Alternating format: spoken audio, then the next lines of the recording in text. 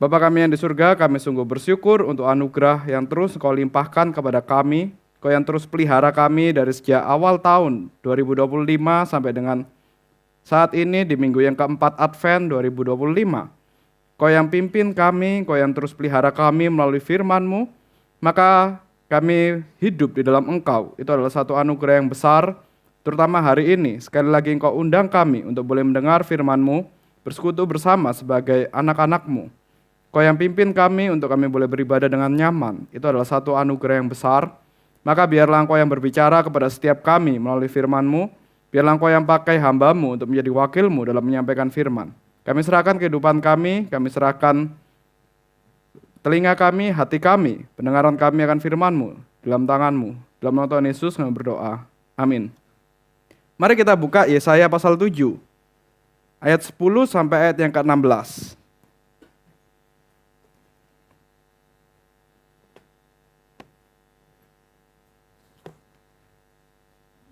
Kita baca secara bertanggapan, Yesaya pasal yang ke-7 ayat 10 sampai ayat yang ke-16.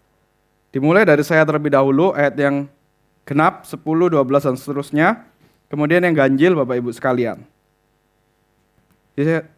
Yesaya pasal 7 ayat 10, Tuhan melanjutkan firman-Nya kepada Ahaz, katanya,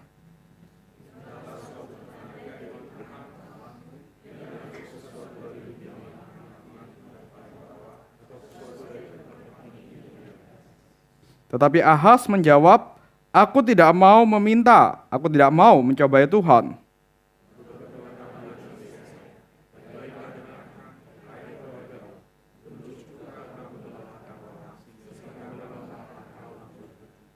Sebab itu Tuhan sendirilah yang akan memberikan kepadamu suatu pertanda. Sesungguhnya seorang perempuan muda mengandung dan akan melahirkan seorang anak laki-laki, dan ia akan menamakan dia Immanuel.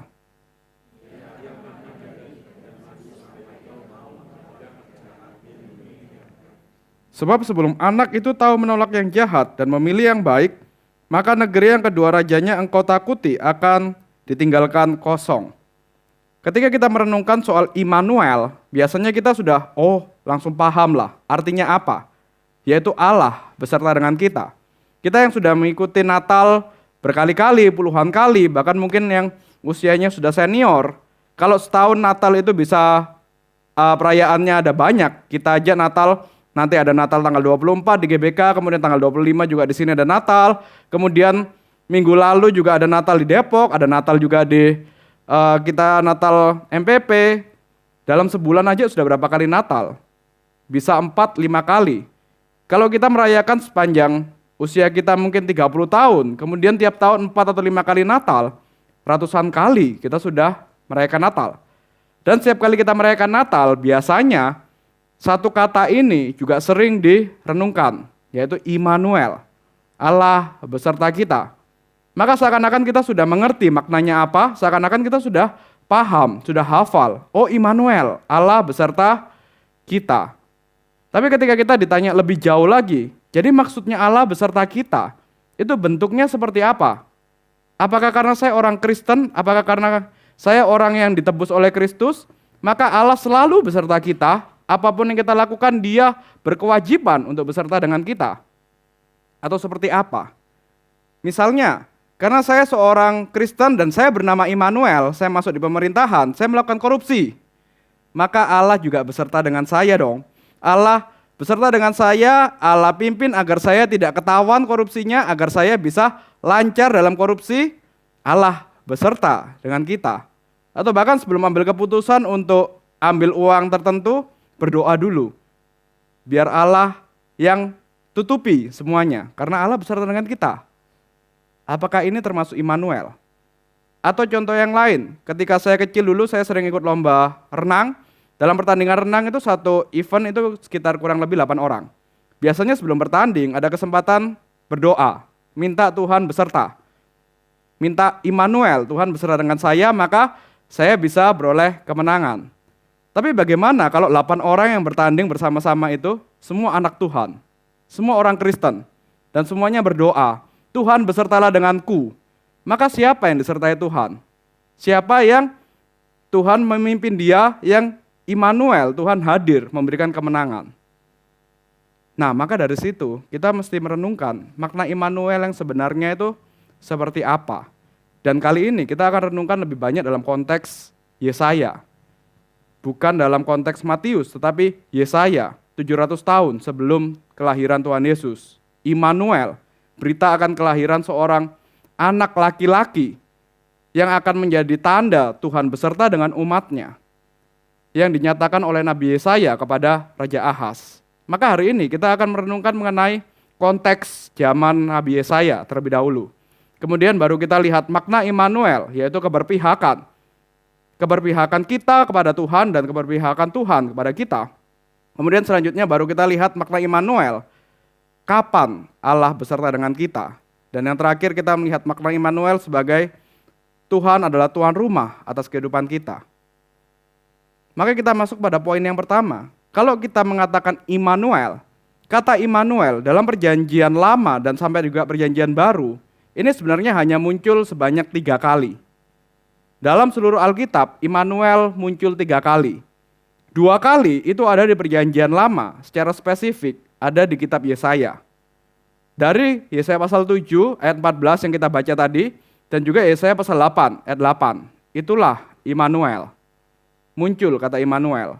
Dan ini konteksnya 700 tahun sebelum kelahiran Tuhan Yesus. Maka sekitar 2700 tahun yang lalu.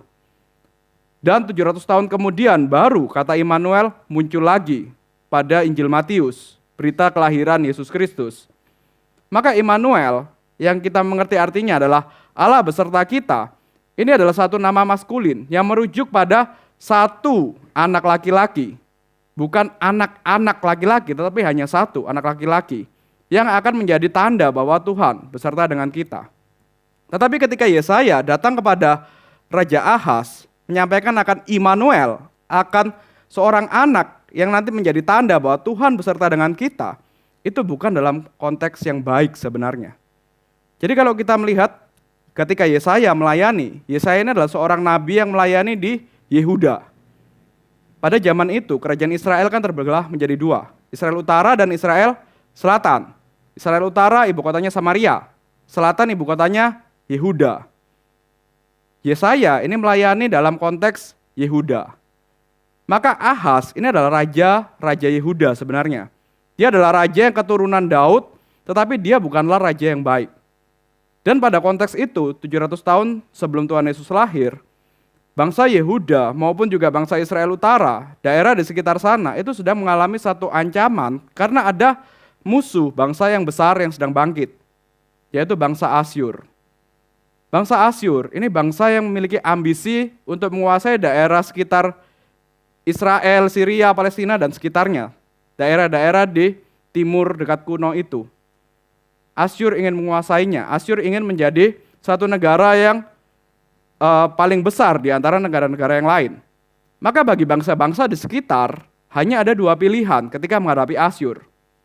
Mau menghadapi Asyur habis-habisan, benar-benar melawan Asyur sungguh-sungguh, atau berpihak kepada Asyur, minta perlindungan dari Asyur. Kira-kira kalau kita melihat Raja Ahaz dan juga Yehuda, pilihan apa yang mereka ambil? Dari kitab Yesaya pasal 7, ayat yang pertama sampai ayat yang ke-9, kita menemukan kalau ternyata Raja Ahaz, raja yang tidak baik ini, raja yang tidak setia kepada Tuhan, raja yang menyembah berhala, raja yang menyembah Baal, raja yang bahkan dia mempersembahkan anaknya sebagai persembahan kepada dewa-dewa, itu justru memilih untuk berlindung kepada Asyur. Di saat saudaranya Israel Utara, Samaria, itu sedang bangun koalisi dengan Syria, sedang bangun koalisi untuk membangun satu kekuatan untuk melawan Asyur. Maka Israel Utara berkoalisi dengan Aram untuk melawan Asyur. Nah, sebenarnya bangsa Israel Utara itu sedang meminta kepada Ahaz untuk berkoalisi, untuk bergabung dengan koalisi bersama melawan Asyur. Tetapi ternyata Ahaz justru nggak mau, dia malah lebih memilih untuk berkoalisi dengan Asyur, untuk minta perlindungan dari Asyur. Nah, karena itulah, kalau kita lihat dari Yesaya pasal 7, ayat yang ke-6 misalnya, ayat yang ke-5, oleh karena Aram dan Efraim dengan anak Remalia telah merancang yang jahat atasmu dengan berkata, marilah kita maju menyerang Yehuda dan menakut-nakutinya serta merebutnya, kemudian mengangkat anak Tabel sebagai raja di tengah-tengahnya. Ini maksudnya Samaria, saudaranya Yehuda tadi, itu mau datang kepada Raja Ahaz, mau menggulingkan Raja Ahaz dan mengganti dengan Raja Boneka. Mengganti dengan raja yang mau diajak untuk bangun koalisi bersama dengan Aram untuk melawan Asyur. Jadi kita bisa lihat kondisi Ahaz ini sangat tertekan sebenarnya. Dia harus menghadapi Asyur, tetapi juga di saat yang bersamaan dia juga harus menghadapi saudaranya sendiri, Israel Utara. Karena dia diancam untuk dilengserkan dan kemudian diganti dengan Raja Boneka yang mau bangun satu koalisi bersama. Jadi secara politik dan militer kita bisa lihat kondisi Yehuda itu sedang tidak baik. Sedang dalam kondisi yang gelap sebenarnya. Dan Ahaz, tadi sudah saya katakan berkali-kali, bukanlah raja yang baik. Dia membawa penyembahan Baal kepada Yehuda. Maka secara spiritual, kondisinya sedang tidak baik juga. Mereka bangsa Yehuda itu sedang menyembah pada Baal. Sedang dalam kondisi yang benar-benar kritis, dalam kondisi yang benar-benar gelap. Dan dalam kondisi seperti ini, Raja Ahaz itu justru memilih, lebih baik saya menjadi budak dari Asyur. Lebih baik saya menjadi vasal, menjadi raja kecil dari Asyur, dan Asyur menjadi raja besar. Asyur bisa memberikan perlindungan kepada saya. Asyur bisa memberikan perlindungan kepada Yehuda. Asyur bisa memberikan keamanan, rasa nyaman. Meskipun saya harus membayar upeti, lebih baik saya jadi budaknya Asyur. Aman, karena politiknya kuat, karena militernya kuat, karena dia punya pasukan yang kuat, ekonominya kuat. Daripada saya harus berkoalisi dengan Israel Utara atau mencari solusi yang lain. Dan disinilah Yesaya datang kepada Raja Ahaz. Bukankah apa yang dipilih oleh Raja Ahaz itu adalah satu kesalahan fatal?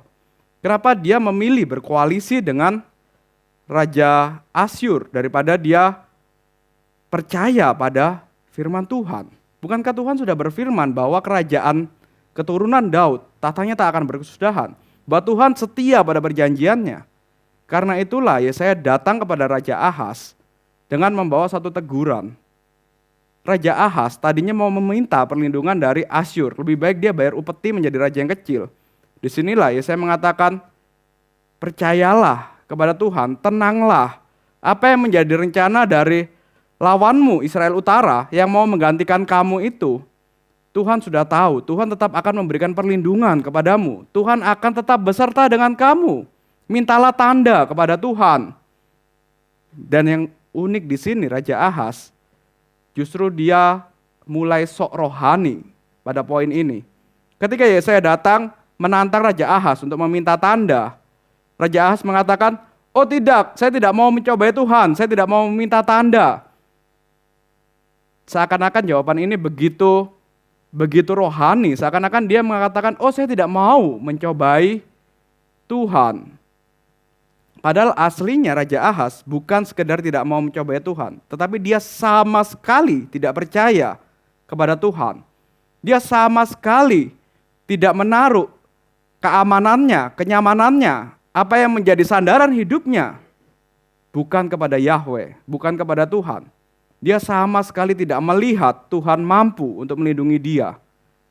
Dalam konteks seperti inilah, Nabi Yesaya memberikan satu pesan bahwa kamu lihat nanti akan ada tanda yang besar, yaitu seorang gadis muda yang akan mengandung. Dan dia akan melahirkan seorang anak laki-laki yang bernama Immanuel. Tuhan beserta dengan kita. Ketika Yesaya mengatakan ini, beberapa penafsir mengatakan mungkin memang pada zaman Yesaya itu ada seorang gadis yang akhirnya melahirkan seorang anak yang bernama Immanuel. Beberapa penafsir mengatakan mungkin yang dimaksud adalah anak Yesaya sendiri yang di pasal 8 dibahas. Tetapi beberapa penafsir yang lain mengatakan mungkin yang dimaksud anak Ahaz. Tetapi semua penafsir tidak ada yang satu konklusi, tidak ada yang satu mengatakan yang dimaksud itu benar-benar konteks dekat pada waktu itu ada seorang anak yang bernama Immanuel. Karena ini benar-benar hanyalah nubuat untuk menunjuk kepada Sang Immanuel sejati yang benar-benar melepaskan umatnya dari masa gelap. Maka kembali, kalau kita lihat dalam konteksnya Yesaya, ketika dikatakan Immanuel, ini justru satu pernyataan Tuhan beserta dengan kita ketika dalam kondisi yang tidak baik sebenarnya. Dalam kondisi yang penuh dengan kritis, dalam kondisi yang penuh dengan tekanan. Justru disinilah Tuhan menyatakan Immanuel, Tuhan beserta dengan kita. Ketika bangsa Yehuda terkepung, ketika iman dari Raja Ahaz dan umat Tuhan sangat rusak, ketika keturunan Daud terancam, justru Tuhan yang menyatakan, aku beserta dengan engkau, Immanuel. Dan Tuhan meminta untuk kita yang percaya pada Immanuel, kita yang percaya Tuhan hadir, Tuhan beserta dengan kita untuk berpihak kepada Tuhan itu. Maka Immanuel, selama ini kita selalu mengertinya sebagai Tuhan hadir beserta dengan kita, Tuhan beserta dengan kita memberikan kenyamanan, memberikan keamanan. Tetapi sebenarnya ini adalah satu tuntutan Tuhan agar kita berpihak kepada Tuhan. Agar kita tidak mencari perlindungan yang selain daripada Tuhan. Tentu kita juga kalau tarik dalam aplikasi hari ini, kita lihat tahun 2025 mungkin, kemudian kita renungkan juga nanti tahun 2026. Mungkin akan ada banyak krisis yang harus kita alami. Dan seringkali ketika kita menghadapi satu krisis, kalau Desember memang kita umumnya dengan sukacita mengatakan, oh Immanuel, Tuhan beserta dengan saya. Mau kondisinya baik atau tidak baik, secara keuangan baik atau tidak baik, secara kesehatan baik atau tidak baik, secara relasi baik atau tidak baik. Tapi karena ini Desember, saya penuh dengan sukacita. Immanuel, Tuhan beserta dengan saya. Tapi begitu masuk bulan Januari, tanggal 1 mungkin kita masih sukacita karena masih liburan tahun baru. Begitu masuk kerja tanggal 2, 3 dan seterusnya sampai bulan November, mulailah kita merasa kok kehidupan ini penuh dengan krisis. Kok kehidupan ini penuh dengan pergumulan. Lebih baik saya mencari perlindungan, asyur kita masing-masing. Lebih baik saya mencari perlindungan dari mungkin keuangan, mungkin dari pengalaman, mungkin dari reputasi, mungkin dari orang-orang sekitar yang bisa memberikan perlindungan kepada saya. Saya lebih baik disertai oleh Mamon daripada percaya Immanuel. Saya lebih baik dikelilingi oleh orang-orang yang kuat di sekitar saya daripada percaya Immanuel. Saya lebih baik mengandalkan pengalaman saya, reputasi saya, pendidikan saya daripada Immanuel, percaya Tuhan beserta dengan kita. Kita mencari asyur kita masing-masing. Kita memiliki asyur kita masing-masing. Yang kita merasa kita bisa berlindung kepadanya. Yang kita merasa asyur ini begitu kuat, memiliki kekuatan militer yang bisa melindungi saya, yang bisa memberikan rasa nyaman kepada saya. Lebih baik saya menjadi budak atas asyur ini daripada percaya Immanuel. Inilah ketika kita merenungkan Tuhan beserta dengan kita, itu berarti Tuhan juga menuntut agar kita meninggalkan asyur kita, agar kita tidak bersandar kepada apapun itu yang menjadi kenyamanan kita. Agar kita melihat Tuhan yang beserta kita itu yang jauh lebih penting daripada apapun yang terjadi. Meskipun dalam kondisi yang penuh dengan kegelapan misalnya, meskipun dalam kondisi yang penuh dengan pergumulan, selama Immanuel, selama Tuhan beserta dengan kita, selama kita di pihak Tuhan, Tuhan di pihak kita bisa hadapi pergumulan apapun. Tetapi ketika kita merasa, oh tidak terlalu percaya dengan Tuhan, tidak terlalu percaya dengan Immanuel, maka kita mencari asyur-asyur kita. Justru keamanan, kedamaian secara semu, secara palsu yang kita terima. Dan ya dari KU1, KU2 saya sudah membahas soal ini, sudah berkali-kali teriak Immanuel, yang penting percaya pada Tuhan. Tidak mengandalkan pada asyur apapun itu. Itulah kenapa ketika tadi mati lampu, saya merasa ya udahlah dari KU1, KU2 sudah bilang begini, kenapa begitu menghadapi satu tantangan yang sederhana, yang kecil aja, nggak bisa bersandar pada cahaya, nggak bisa bersandar pada listrik, langsung merasa kok nggak ada Tuhan beserta, jadi nggak usah ibadah, jadi merasa takut dan segala sesuatu. Tapi dari ya pengalaman kecil tadi, saya juga merenungkan, kadang mungkin memang kita memulai tahun 2026 mungkin seperti tadi, dalam kondisi yang gelap. dalam kondisi yang tampaknya tidak ada harapan. Tapi ketika kita percaya, yang penting itu adalah Immanuel, bukan Asyur yang memberikan kita perlindungan, bukan apapun itu yang selama ini menjadi harapan kita, menjadi sandaran kita, sekedar listrik yang menjadi andalan kita, itu tidak ada, itu diambil oleh Tuhan. Bagaimana kita menghadapi situasi yang tampaknya gelap? Dan ternyata ketika kita benar-benar menjalaninya, percaya Immanuel, percaya Tuhan yang beserta, benar-benar ya ibadah ini tidak berhenti kan, jalan. Ketika kita percaya Tuhan pimpin kita, Immanuel, Tuhan beserta dengan kita ada di pihak Tuhan, meskipun tampaknya gelap, meskipun tampaknya penuh pergumulan, tapi ternyata jalan juga, selesai juga. Kita renungkan tahun 2025 misalnya, mungkin kita memulai juga ada yang dengan pergumulan, tapi ternyata melalui Tuhan yang beserta dengan kita langkah demi langkah, setiap saat, sampai juga kita di akhir tahun ini. Tahun 2026 selanjutnya juga begitu. Ketika kita menyadari Immanuel, Tuhan beserta dengan kita, Tuhan ada di pihak kita ada di pihak Tuhan, maka kita bisa menjalani setiap pergumulan. Dan dari sanalah akhirnya kita bisa melihat satu terang yang sejati, bukan satu kenyamanan palsu, bukan satu keamanan palsu yang diberikan oleh Asyur kita tadi itu, tapi satu terang yang sejati. Nah, tetapi di sini kita juga bisa belajar dari mana, kapan saja Allah beserta dengan kita. Konsep Allah beserta dengan umatnya, ini sebenarnya bukanlah satu konsep yang baru. Ini adalah satu konsep yang sebenarnya sudah dari zaman ketika Adam dan Hawa ada di Taman Eden, itu sudah ada. Tuhan beserta dengan Adam dan Hawa. Tuhan beserta dengan umatnya. Ketika Adam dan Hawa baru jatuh dalam dosa, digambarkan Tuhan sedang berjalan di Taman Eden. Ini adalah satu gambaran sebenarnya bahwa Adam dan Hawa itu hidup berdampingan dengan Tuhan. Tuhan hadir beserta dengan umatnya. Kemudian ketika bangsa Israel keluar dari Mesir menuju ke tanah Kanaan, ini juga ada simbol kehadiran Tuhan beserta dengan umatnya.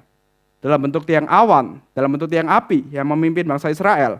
Juga dalam bentuk kemah pertemuan ketika bangsa Israel harus beristirahat, ketika mereka harus ibadah, ada kemah pertemuan, ada awan yang menaungi kemah pertemuan, menjadi simbol hadirat Tuhan. Tabernakel menjadi simbol Tuhan yang hadir di tengah umatnya. Maka sebenarnya konsep Tuhan hadir bersama dengan umatnya sudah ada dari sejak zaman Kejadian. Pra Yesaya, kita bisa melihat ada jaminan bahwa Tuhan menyertai umatnya. Tetapi di sini nuansanya adalah Tuhan mengatakan aku menyertai engkau. Bukan pengakuan dari manusia sendiri yang mengatakan Allah beserta kita. Sebelum Immanuel, sebelum Yesaya, Tuhan beserta dengan kita, itu masih seakan-akan ada kesan Tuhan yang transenden, Tuhan yang besar, beserta dengan kita. Tetapi Immanuel ini membawa kita untuk merenungkan Tuhan beserta dengan kita, di tengah kita, dekat dengan kita. Dia yang beserta dengan umatnya, dia yang tinggal bersama dengan umatnya, ada kedekatan yang lebih. Maka kita bisa melihat ada perubahan penekanan dari aku menyertai kamu menjadi Tuhan beserta dengan kita. Dari yang tadinya jauh transenden, sekarang menjadi benar-benar dekat, benar-benar mengerti, merasakan apa yang dia dekat dengan kita, beserta dengan kita. Dan kita tahu penggenapan dari Immanuel ini tentu saja dalam Yesus Kristus. Tuhan yang turun menjadi manusia, Tuhan yang tinggal sebagai manusia, Tuhan yang menjadi manusia mulai dari bayi. Dan kemudian dia tidak sekedar waktu tanggal 25 Desember, dia datang sebagai bayi, kemudian waktu para gembala sudah datang, sudah memberikan sudah menyembah, kemudian para majus sudah memberikan persembahan, kemudian tirai ditutup, dia kembali lagi ke atas. Enggak. Tetapi ketika Yesus Kristus menjadi manusia, menjadi bayi, seumur hidupnya dia terus tinggal bersama dengan manusia. Dia terus tinggal sebagai Immanuel, Tuhan yang hadir di tengah manusia. Bukan pada satu momen tertentu saja, tetapi setiap waktu. Yang ini kalau kita renungkan hari ini juga, kita bisa bandingkan dengan pemerintah Indonesia misalnya. ketika di Sumatera mengatakan, oh saya hadir, kami hadir beserta dengan korban bencana alam di Sumatera. Kami merasakan apa yang dirasakan oleh korban bencana alam di Sumatera.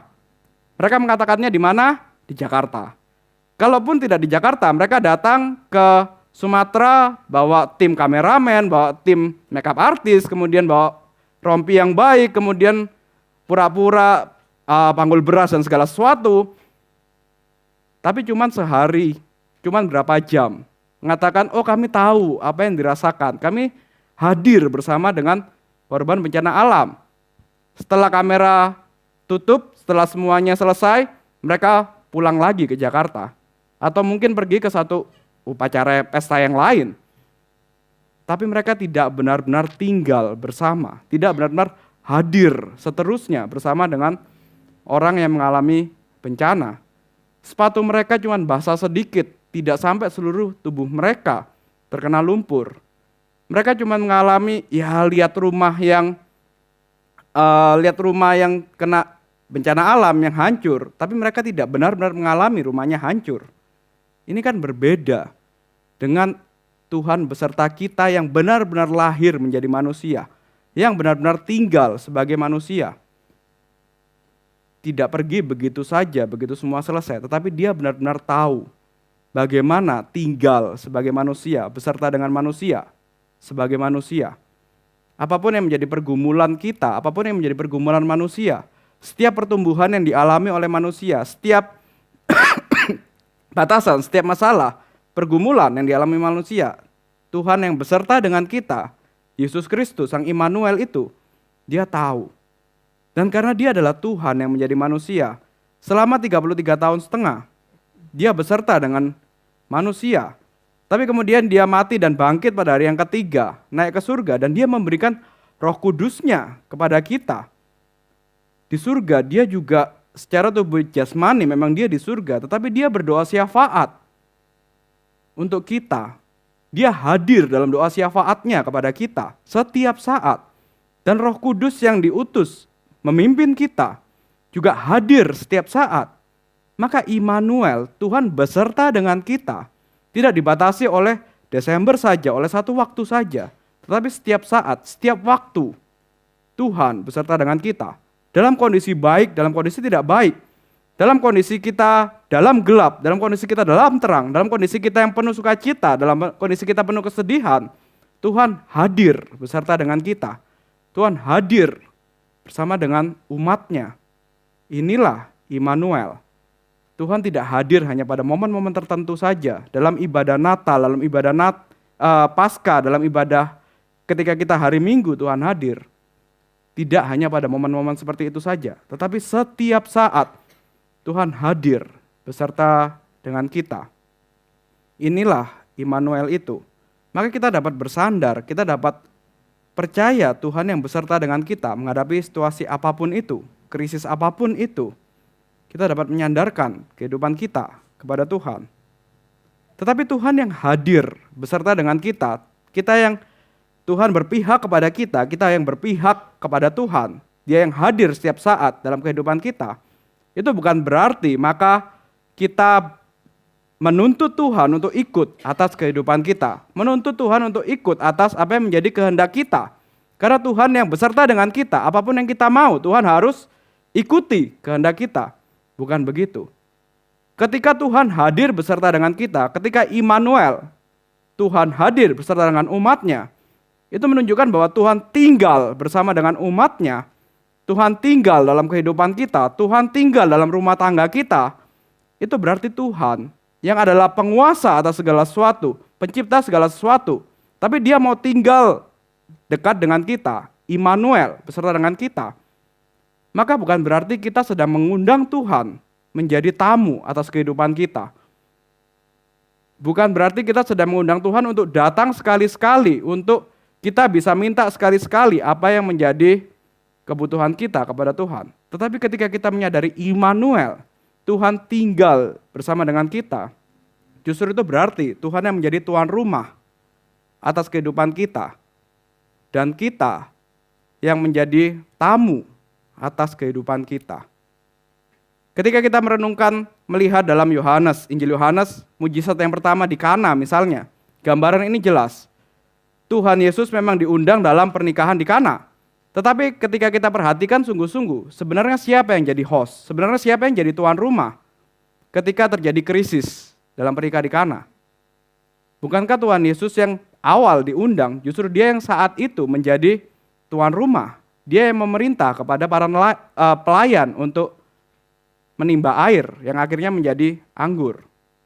Gambaran inilah kita bisa melihat ketika Tuhan Yesus hadir, ketika Immanuel, Tuhan hadir dalam kehidupan kita, itu Tuhan yang menjadi tuan rumah atas kehidupan kita.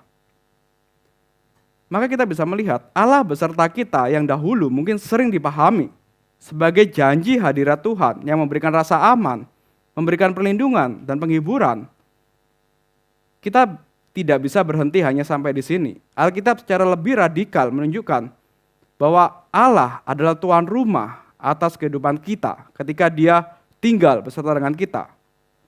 Kehadiran Allah selalu membawa otoritasnya, bukan sekedar kenyamanannya saja. Immanuel bukan hanya memberikan rasa nyaman, tetapi juga kita harus tunduk pada otoritas dari Tuhan yang hadir di tengah kita.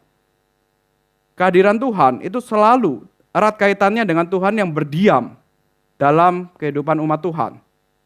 Kembali lagi, bukan sebagai tamu yang datang sekali-sekali. Tetapi ketika kita mengatakan Immanuel, Tuhan beserta dengan kita, Tuhan yang hadir dalam kehidupan kita, maka selamanya Dia berdiam dalam kehidupan kita. Selamanya Dia yang menjadi Tuhan atas kehidupan kita. Dan kita yang tunduk pada kehidupan pimpinan Tuhan. Gambaran ini juga kita bisa lihat ketika perjalanan bangsa Israel keluar dari Mesir menuju tanah Kanaan misalnya. Tuhan hadir beserta dengan umatnya. Itu dalam bentuk kemah pertemuan yang ada di tengah-tengah. Kemah di mana Tuhan yang menunjukkan kehadiratnya itu selalu dibangun di tengah-tengah. Sedangkan 12 suku Israel itu membangun kemah, 11 suku. Lewi tidak membangun. 11 suku Israel itu membangun kemah selalu di pinggir dari kemah pertemuan. Ini menunjukkan bahwa yang menjadi pusat itu adalah Tuhan.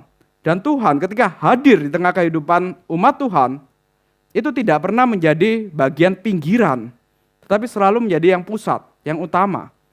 Maka Immanuel, Tuhan beserta dengan kita, ini bukanlah satu konsep pinggiran, bukan berarti, oh tetap hidupku pusatnya adalah aku, asyurku adalah kenyamananku sendiri, itu yang menjadi pusat, sedangkan Tuhan di pinggir yang mendukung, yang menopang aku. Tidak. Immanuel itu justru menjadikan Tuhan sebagai pusat yang mengatur arah hidup kita. Maka pemilik ruang kehidupan kita adalah Tuhan. Dia bukan penyewa, tetapi Dia adalah pemilik atas kehidupan kita. Yang menentukan arah hidup kita adalah Tuhan, bukan kita lagi. Yang menentukan ritme hidup kita, yang menentukan tata hidup umat Tuhan adalah Tuhan yang hadir di tengah umatnya, bukan kita lagi. Maka kita bisa melihat kehadiran Allah di dalam Yesus Kristus, Immanuel, ini bukanlah suatu kunjungan sementara, melainkan tindakan Allah untuk masuk ke dalam kehidupan kita, untuk selamanya. Dan masuknya Allah dalam kehidupan kita, bukan berarti Allah yang menyesuaikan diri dengan kehidupan kita, dengan nilai hidup kita, tetapi justru sebaliknya, kehadiran Allah itu menuntut penataan ulang atas seluruh kehidupan kita, menuntut penataan ulang atas fokus hidup kita, atas apa yang menjadi perlindungan kita. Jika Allah adalah tuan rumah, maka kita tidak lagi berdaulat penuh atas hidup kita sendiri. Prioritas kita, keputusan, nilai, bahkan rasa aman kita harus tunduk pada kehendak Tuhan. Disinilah baru kita melihat ada ketegangan iman. Selama ini kita selalu mengatakan, kalau Tuhan dengan Immanuel, Tuhan beserta dengan kita, maka Tuhan mendukung setiap apa yang menjadi agenda kita, itu saya mau, saya suka, itu memberikan rasa nyaman. Tapi ketika kita merenungkan Immanuel, berarti Tuhan hadir dalam kehidupan kita, Tuhan yang menjadi pusat atas kehidupan kita, Tuhan yang menjadi tuan, menjadi raja di atas segala raja, atas kehidupan kita. Oh tunggu dulu, kalau begitu sebaiknya ya sudah tidak perlu Immanuel. Sebaiknya saya menjadi seperti Ahaz saja, cari asyur, cari perlindungan yang mungkin bisa saya kontrol. Saya mencari perlindungan dari uang misalnya, saya mencari perlindungan dari reputasi misalnya, saya mencari perlindungan dari pengalaman-pengalaman kita, dari diri sendiri misalnya, dari kebohongan-kebohongan yang kita bikin misalnya, agar kita beroleh rasa nyaman. Rasanya saya bisa mengontrol asyur itu, rasanya saya bisa mengontrol apa yang menjadi rasa aman. Tetapi ketika kita mengatakan Immanuel, benar-benar menjadikan Tuhan sebagai pusat yang hadir di tengah kita, saya tidak bisa mengontrol Tuhan. Justru Tuhan yang mengontrol saya. Bagaimana? Saya tidak mau ini, saya takut. Biasanya ketegangan terjadi di sini. Kita sering memperlakukan Tuhan hanya sebagai tamu yang terhormat saja. Seringkali kita mengatakan dalam ibadah, oh ya saya kalau ini di rumah Tuhan, di ibadah, maka saya tunduk kepada Tuhan, karena Tuhan adalah tuan rumahnya. Tetapi ketika di rumah, saya adalah tuan rumahnya. Kita meminta Tuhan hanya dalam kondisi krisis. Tuhan di pihakku, tapi aku tidak mau ikut pada kehendak Tuhan. Kita menjadikan Tuhan hanya sekedar sebagai tamu istimewa saja. Tetapi kita tidak sungguh-sungguh memberikan kepada Tuhan hak untuk mengatur seluruh kehidupan kita. Immanuel yang sejati itu justru yang akan mengatur kehidupan kita. Bukan kita meminta Tuhan untuk mendukung setiap agenda kita, tapi kita yang tunduk kepada Tuhan.